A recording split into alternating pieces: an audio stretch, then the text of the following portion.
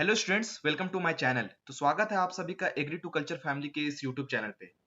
तो आज से हम लोग यहाँ पर तीन टॉपिक को एक साथ कवर करने का प्रयास करेंगे। यहाँ पर फार्म पावर एंड मशीनरी जो एग्रीकल्चर इंजीनियरिंग के अंतर्गत आता है, उसके बाद फॉरेस्ट्री और साथ ही साथ फिशरीज, ये सारे अलाइड साइंस वाले जो पोर्शंस है, इसके हम लोग एमसीक्यू के फॉर्म में क्वेश्चंस को कवर करेंगे। यहाँ पर आपको इन तीनों सब्जेक्ट से क्वेश्चन देखने को मिलेगा जो कि आईबीपीएस एएफओ या फिर जो अन्य एग्रीकल्चर के एग्जाम है उसके लिए इंपॉर्टेंट होने वाला है। तो बने रहिए क्लास के साथ और वीडियो को पूरा देखिए।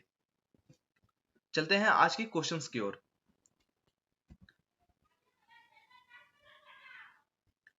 ये रहा आज का पहला question. A strong man can develop maximum power about how many watt HP for doing farm work. तो यहाँ पर पूछ रहा है कि एक स्ट्रॉन्ग मैन अपने फार्म वर्क को करने के लिए कितना यहाँ पर एनर्जी है, कितना यहाँ पे पावर है उसको जनरेट कर सकता है। इसके ऑप्शंस है। Option number A 75 watt, option number B 60 watt, option number C 0.1 HP, option number D both A and C. तो आपको यहाँ पे बताना है कि एक जो स्ट्रॉन्ग मैन है वो कितना यहाँ पे फार्म पावर को जनरेट कर सकता है। तो इसका जो सही आंसर है वो होगा option number D both A and C. जो स्ट्रॉन्ग मैन है या फिर जो भी आदमी है वो 0.1 एचपी पावर जनरेट करता है। जो इसी को चेंज करेंगे वाट में तो वो 75 वाट आएगा। तो इसके लिए इसका सही आंसर ऑप्शन नंबर जो डी है बोथ ए एंड सी हो जाएगा। यहाँ पर आप देख सकते हो 1 एचपी इक्वल टू 746 वाट। उसी को अगर 0.1 एचपी में देखें तो 75 वाट होता है, इसीलिए इस क्वेश्चन का आंसर बोथ ए एंड सी था। और अगर ह्यूमन की बात करें तो ये 0.1 एचपी पावर यहाँ पे जनरेट कर सकता है, और जो एनिमल्स होते हैं वो 0.5 एचपी जनरेट करता है। तो यहाँ पर एक एनिमल का बात हो रहा है, एक बुलक का बात हो रहा है। अगर उसी को पेयर में कर दिया जाए तो ये 1 एचपी हॉर्स पावर यहाँ पे जनरेट करता है। तो आई होप ये पहला क्वेश्चन आपको समझ में आया होगा। उसके बाद चलते हैं अगले क्वेश्चन पे। नेक्स्ट है the average force that a bullet can exerts. तो यहाँ पर पूछ रहा है कि बुलेट्स है वो कितना एवरेज फोर्स जनरेट करता है। Option number A 1/5 of their body weight, option number B 1/10 of their body weight, option number C 1/15 of their body weight, option या फिर option number D 1/20 of their body weight. तो इसका सही answer क्या होगा। तो इस क्वेश्चन का अगर जो सही आंसर है वो है ऑप्शन नंबर बी। इसका सही आंसर हो जाएगा 1/10 ऑफ देयर बॉडी वेट। जो बुलेट है वो एवरेज फोर्स जनरेट कर सकता है 1/10 of their body weight. Next है which of the following is the father of agriculture engineering. तो यहाँ पर पूछ रहा है कि कौन है जो फादर ऑफ एग्रीकल्चर इंजीनियरिंग के नाम से जाने जाते हैं। Option number A Nobbe, option number B Cobb, option number C Mason Vaugh, option number D Palekar. तो इसका सही आंसर क्या होगा। तो इसका जो सही आंसर है वो है ऑप्शन नंबर सी, जो मैसन वॉग है ये इसका सही आंसर हो जाएगा। ये है जो फादर ऑफ एग्रीकल्चर इंजीनियरिंग के नाम से जाने जाते हैं। चलते हैं अगले क्वेश्चन पे। नेक्स्ट है total energy produced in India maximum energy comes from. तो यहाँ पर पूछ रहा है कि इंडिया में जो टोटल एनर्जी प्रोड्यूस होता है तो सबसे ज्यादा मैक्सिमम एनर्जी है ये कहाँ से आता है, कहाँ से जनरेट होता है। Option number A wind power, option number B electric power, option number C thermal power, option number D nuclear power. तो यहाँ पे चार तरह के यहाँ पे पावर एनर्जी सोर्स दिए हुए हैं। तो इनमें से कौन सा है जहां से सबसे ज्यादा मैक्सिमम एनर्जी प्रोड्यूस होता है। तो इसका जो सही आंसर है वो है ऑप्शन नंबर सी। सी इसका जो है वो सही आंसर हो जाएगा। थर्मल पावर जो है यहाँ से सबसे ज्यादा मैक्सिमम एनर्जी प्रोड्यूस होता है।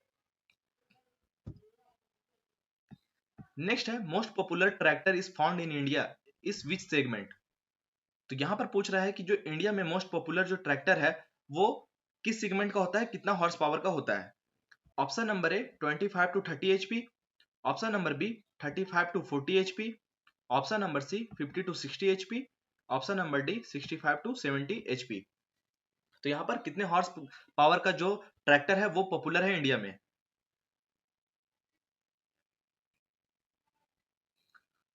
तो इसका जो सही आंसर है वो है ऑप्शन नंबर जो बी है, सही आंसर हो जाएगा 35 से 40। यहाँ पर अगर 35 होता तो वो इसका राइट आंसर होता। यहाँ पर 35 के आसपास का जो ट्रैक्टर होता है हॉर्स पावर का वो मोस्ट पॉपुलर होता है इंडिया में। तो चलते हैं अगले क्वेश्चन पे। नेक्स्ट है वन बुलक, यहाँ पर एक बुलक की बात हो रही है। One bullock is sufficient for how much या डैश हेक्टेयर लैंड। तो यहाँ पर कितने हेक्टेयर लैंड के लिए एक बुलक जो है, वन बुलक है, वो सफिशिएंट होगा। Option number A 1 hectare, option number B 2 hectare, option number C 3 hectare, option number D 5 hectare. तो ये यहाँ पे अच्छा क्वेश्चन है कि एक बुलक का हम लोग यूज करने के मतलब एक बुलक का हम कितने हेक्टेयर में यूज कर सकते हैं, कितने हेक्टेयर के लिए ये सफिशिएंट होगा।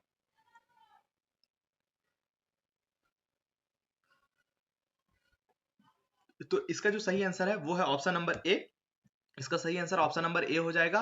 वन बुलक जो है ये एक हेक्टेयर को कल्टीवेट करने के लिए या फिर फार्मिंग करने के लिए सफिशिएंट होगा।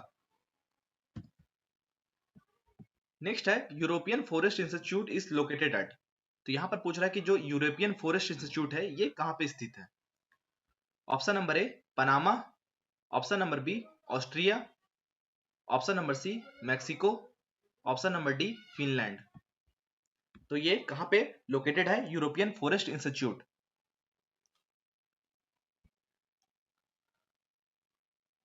तो इसका जो सही आंसर है वो है ऑप्शन नंबर डी, ये फिनलैंड में लोकेटेड है। इसका सही आंसर है ऑप्शन नंबर डी। नेक्स्ट है what is the approx rainfall of semi arid zone in MM. तो यहाँ पे सेमी एरिड जोन जो है वहां पर जो यहाँ पे अप्रॉक्स रेनफॉल होता है वो कितना होता है। ऑप्शन नंबर ए 0 से 300 मिलीमीटर, 300 से 600 मिलीमीटर, 600 से 1200 मिलीमीटर, ऑप्शन नंबर डी 1200 से 2000 मिलीमीटर। तो यहाँ पे कितना है जो सेमी एरिड जोन में देखा जाता है।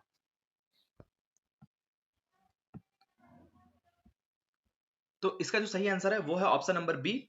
इसका जो सही आंसर ऑप्शन नंबर बी 300 से 600 जो मिलीमीटर है, 300 से 600 मिलीमीटर यहाँ पे रेनफॉल देखने को मिलता है सेमी एरिड वाले जोन में।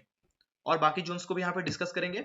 जैसे कि यहाँ पे एरिड जोन है, यहाँ पे 0 से 300 रेनफॉल देखने को मिलता है। ड्राई ट्रॉपिकल सब ह्यूमिड में 600 से 1200 वर्षा देखने को मिलती है। मोस्ट ट्रॉपिकल सेमी ह्यूमिड वाले रीजन में 1200 से 2000 मिलीमीटर वर्षा देखने को मिलता है। उसके बाद जो ह्यूमिड ट्रॉपिकल वाला जो रीजन है वहां पे मोर देन 2000 मिलीमीटर रेनफॉल देखने को मिलता है। तो ये जोन वाइज जो रेनफॉल है यहाँ से आप इसको याद कर सकते हो, ये स्क्रीनशॉट भी ले सकते हो। नेक्स्ट है which one of the following tree is used for both fuel wood and fodder purpose. तो यहाँ पर कुछ ट्रीज के नाम दिए हुए हैं, तो इनमें से कौन सा है जिसका यूज हम लोग करते हैं फ्यूल वुड के लिए और साथ ही साथ फोडर पर्पस के लिए। ऑप्शन नंबर ए आंवला, ऑप्शन नंबर बी रीठा, ऑप्शन नंबर सी सीरीज, ऑप्शन नंबर डी अशोक। तो यहाँ पे 4 तरह के ट्री है, तो इनमें से कौन सा है जिससे हम लोग फोडर और फ्यूल दोनों ही प्राप्त करते हैं।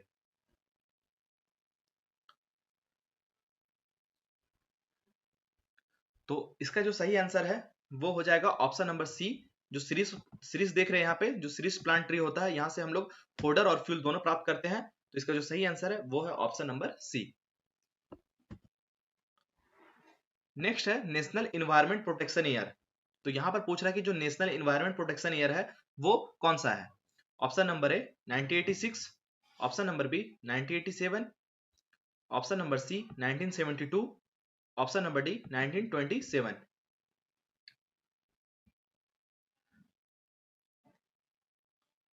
तो नेशनल इन्वायरमेंट प्रोटेक्शन ईयर जो है वो 1986, यहाँ पे इसका सही आंसर हो जाएगा ऑप्शन नंबर ए 1986। उसके बाद बाकी के ऑप्शंस को भी हम लोग डिस्कस करेंगे। जैसे कि 1986 में जो नेशनल एनवायरनमेंट प्रोटेक्शन ईयर जो क्वेश्चन में दिया हुआ है, उसके बाद 1987 में मॉन्टेरियल प्रोटोकॉल जो कि ओजोन लेयर से रिलेटेड है यहाँ पे। उसके बाद 1972 जो कि United Nation conference on the human environment also known as the Stockholm conference. तो जो 1972 है यहाँ पे स्टॉकहोम कॉन्फ्रेंस हुआ था ह्यूमन जो कि एनवायरनमेंट प्रोटेक्शन और ह्यूमन हेल्थ के लिए यहाँ पे कॉन्फ्रेंस किया जाता है, जो कि स्टॉकहोम के नाम से जाना गया। उसके बाद है 1927 जो कि फॉरेस्ट एक्ट इस ईयर में लगा था। तो यहाँ पे चारों ऑप्शंस को हम लोग डिस्कस कर लिए। चलते हैं अगले क्वेश्चन पे। नेक्स्ट है inland fisheries are.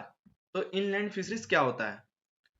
Option number A deep sea fishing, option number B capture fishes from sea coast, option number C raising and capturing fishes in fresh water, option number D all of this. तो यहाँ पर inland fisheries के बारे में पूछ रहा है, तो आपको यहाँ पे सही आंसर इसका बताना है। तो इनलैंड जो फिशरीज होता है इसमें हम लोग क्या करते हैं, raising and capturing fishes in fresh water. यहाँ पर फ्रेश वाटर में जो है फिशेस को रेज किया जाता है, उसको कैप्चरिंग किया जाता है। तो इसका जो सही आंसर है ऑप्शन नंबर सी इसका सही आंसर हो जाएगा। नेक्स्ट है fishes able to tolerate different concentration of salinity known as. तो इस क्वेश्चन में पूछ रहा है डिफरेंट कंसंट्रेशन ऑफ सैलिनिटी को टॉलरेट करने के लिए कौन सा फिश जाना जाता है। Option number A euryhaline, option number B oligohaline, option number C stenohaline, option number D स्टेरियन। तो इनमें से कौन सा कैटेगरी है फिश का जो कि सॉलिनिटी को टॉलरेट करने के लिए डिफरेंट तरह के डिफरेंट कंसंट्रेशन ऑफ सॉलिनिटी को टॉलरेट करने के लिए जाना जाता है। तो इसका जो सही आंसर है वो है ऑप्शन नंबर ए, जो यूरोहेलाइन है ये इसका सही आंसर हो जाएगा। और उसके साथ ही साथ जो ओलिगोहेलाइन है ये सॉलिनिटी को टॉलरेट नहीं कर सकता है। और उसके बाद जो स्टेनोहेलाइन है यहाँ पर मतलब ना के बराबर थोड़ा बहुत 1-2% के आसपास ये यहाँ पे सॉलिनिटी को टॉलरेट करता है। तो ये इसका सही आंसर था option number A euryhaline. Next है which among the following fish lives in fresh water and bred in salt water. तो यहाँ पर पूछ रहा है कि कौन सा यहाँ पे फिश है जो कि फ्रेश वाटर में रहता है लेकिन जो ब्रीडिंग है वो सॉल्ट वाटर में जाके करता है, सॉलिनिटी वाले वाटर में जाके करता है। Option number A catadromous, option number B salmonoids, option number C lampreys, option number D यूरोहेलाइन।